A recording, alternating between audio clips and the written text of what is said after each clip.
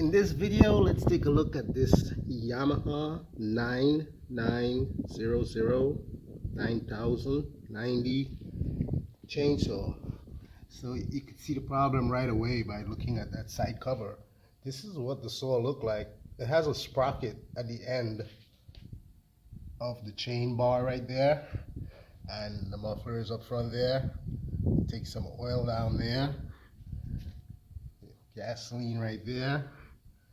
That's your pull start, that's your on switch, that's your lock for the trigger, that's the trigger, that's the safety, that's the choke. So you might have a saw that looks like this. It's the Chinese one, you can see the label. So it's not really federal, it's not American. It has a pretty big engine in there. See the size of that? Almost twice the size of the Stilt brush cutter. So right here there's a mechanism, I believe. This is like a brake that has a lever that goes up on the top, which I remove. This plastic cover, it's not the best thing. Let's take it apart, because what I really want to show you is, again, a leak. See that oil leak? That's the lube, oil for lubing the chain, and it's most likely coming from that plastic cover right there that's behind the sprocket. So we're going to take all this apart and try to see if we could fix this leak oil for the chain.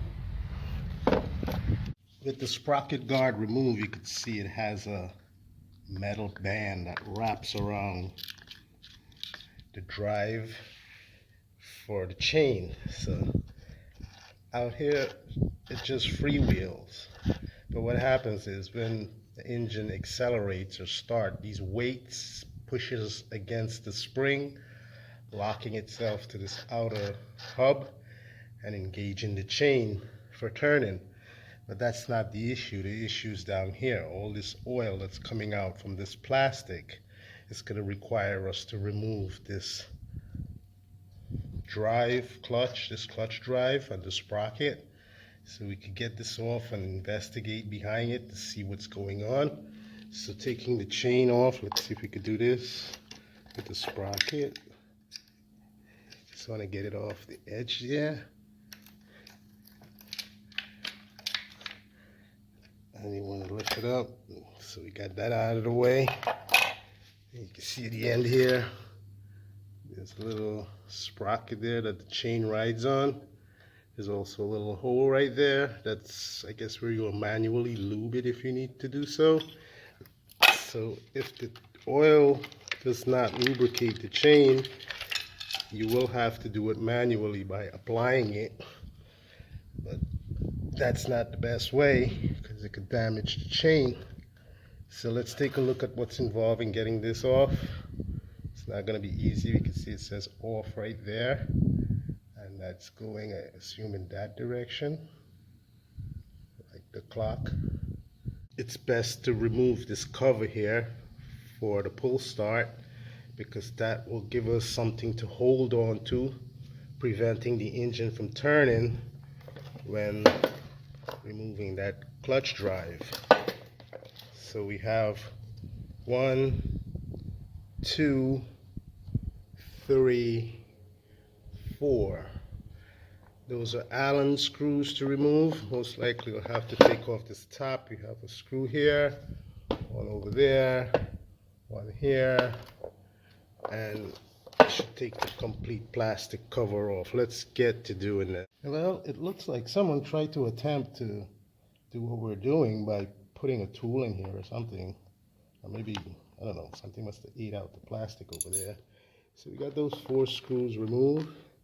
Just want to get this out of the way. Let's take a look in here. Everything is good with this. So now we're in here. We got to get this plastic cover out of the way. That's pretty cool how it just snaps out of the way. So you can see some saturation in there, right?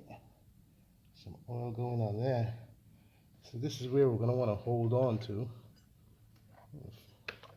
for getting that clutch drive off. But I want to take off the top here to get a good idea of what's going on.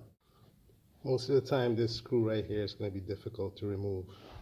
So let's get this out of the way. And there we have the air filter with the spark plug. Now I gotta get the air filter out. Just want to see inside the carburetor. I had this chainsaw running approximately 2 weeks ago when I got it. So when I took this off, there's a lot of dirt and dust in here. I had to clean this up. All in here. You can see remnants of the dirt that I've cleaned out from in there, but it's still good. The engine is still in good condition. So I want to remove here. You see we have more screws here to get out of the way. So 1, 2, and 3 to get this whole complete cover off, but this is the most difficult one. Another thing I want to show you is on this cover, this is only 110 decibels, dB, that's the sound level. So you might want to check that out. Okay, let's discuss the difficult part. That's removing this here. So it's in the off direction. So you can see we have it off. What I did is, you can see impression right there of an impact. I took this punch and I strategically placed it in areas where I could use a hammer for striking it, just to unlock the torque on the shaft. Now when you're going to be doing that, you're going to have to hold the rotating assembly so it does not keep rotating. So we can see we have a needle roller bearing in there in the sprocket, and that's very important. It's in good condition. So we're here already to the plastic cover. So let's go to the other side. That's how I held the flywheel, the crankshaft, just like that. Placing the tool on the ground, undoing the operation on the other side. So we have gotten that sprocket off. Let's take off that plastic cover and see what happens. Let's get this out of here. It's got an Allen screw with it. Now I just want to pick this up. We might need a screwdriver for getting it up in the... Okay, so with the screws removed, there's something holding us back. Seems like it's coming from here. Yes, I had to force this up. Looks like it's screwed into something there.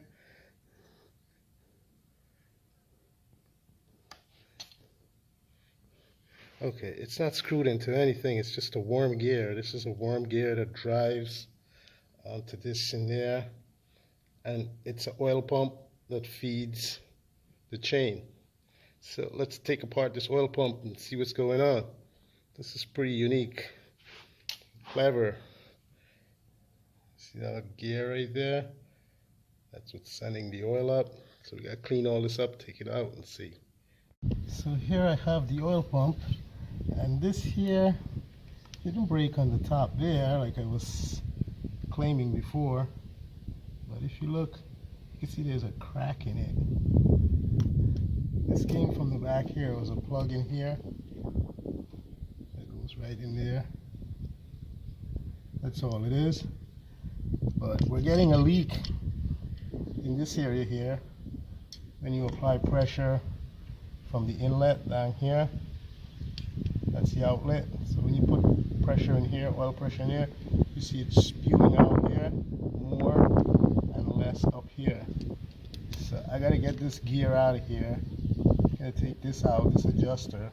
Doesn't seem to be working since the back is broken there. You can see that crack in the plastic in the top. So I gotta get this adjuster out, and this gear will be able to come out. And we can see if it has a seal or something in front. Let's go and look at the chainsaw. Sorry about the camera and its focus. So let's go over this again. So this is the inlet for the pump. This is the outlet. The problem is you're getting an excessive leak right here where this gear drive is, and we can see in the back here it's like broken. It's kind crack on the top there. So I gotta get this adjuster out. That's this screw here. I have to get it out of the plastic and then pull this gear back out. See if there's a seal in front here that could be addressed for better performance. Again, plastic, no good. When these engineers make these things brand new, they're no good. Plastic? Are you kidding me? Come on. Here's a dissection of the pump, the parts. This is the gear drive. You can see right there under that spring there's a ring, an O-ring seal right here. So that needs to get replaced to fix the oil leak. This is the adjuster right here, and this, what it does is it pushes this gear forward and the spring will push it back. All depends on how much oil pressure or oil feed you want onto the chain. When you look on the end of this shaft, you see it has a flat side. Well, that acts as a pump when it's rotating for sending oil up here from down here. So the solution here is just to replace that O-ring, rubber O-ring seal there. What I'm going to do is I'm going to replace it, but if you can't replace it, you could just put some paste, some silicone, and assemble this back together, and it should work. Because if you're going to lose oil pressure in this area, it's not going to be able to leverage itself up here to get on the chain, and that's the problem.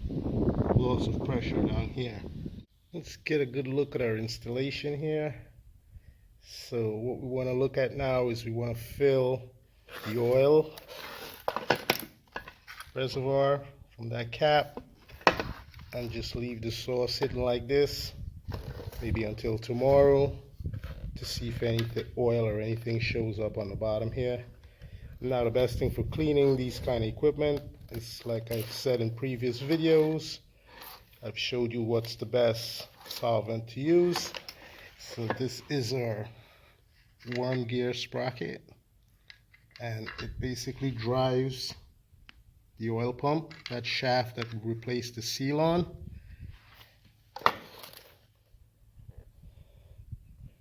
So it's important that you have that oil pump working. It could ensure lubing of this chain. If you don't have oil on this chain with the saw in operation, the chain is going to get hot. It's going to wear and tear on the bar, especially at the end where the sprocket is. If the sprocket does not become broken, the chain will just detach and it could cause injury to you. So you need to make sure that the oil feed is always working on your chainsaw. That is very important, because this is the part that's most likely could lash onto your hand, since it's the closest part to this operating chain. Now when you look in this cover here, like I said, you have a brake here, but it's not really necessary because you're going to use the chain for stopping the saw. I don't know why they placed this here. When you take this cover off here, you see there's a spring here that's connected to this leverage right here, and it goes to this brace right here that would sit somewhere in this area right here. It will sit like right there, so when you pull back on it, it will stop the chain for you. It's unnecessary. And another thing is, this should have been a metal cover, not a plastic cover. This is why we have to use a plastic strap down here for holding it in, because when it's not holding, it will take a curve. It'll want to curve away from the machine because of the heat. Plastic is not the best thing for these machines, and everybody says it's excellent engineering. Well, they're the ones who are buying it. They're not getting it free like we are. This is used. We picked it up from the junkyard. Now we're going to fix it. Not sell it back in the market, but we could. It's beneficial for us to use since we know more about it than anyone else. And this is what you need to do when you buy used equipment. You need to try to take them apart just for cleaning them. And in the process of doing so, you're gonna find things that are not good looking. Okay, so I have the saw completely put together. I've taken out the brake from the bottom, that band that went around, and adjusted the chain. Also, the chain has to be in the right direction when you're cutting. You're gonna find that out when you fit it together. There's only one way to fit the chain. So I'll turn that on.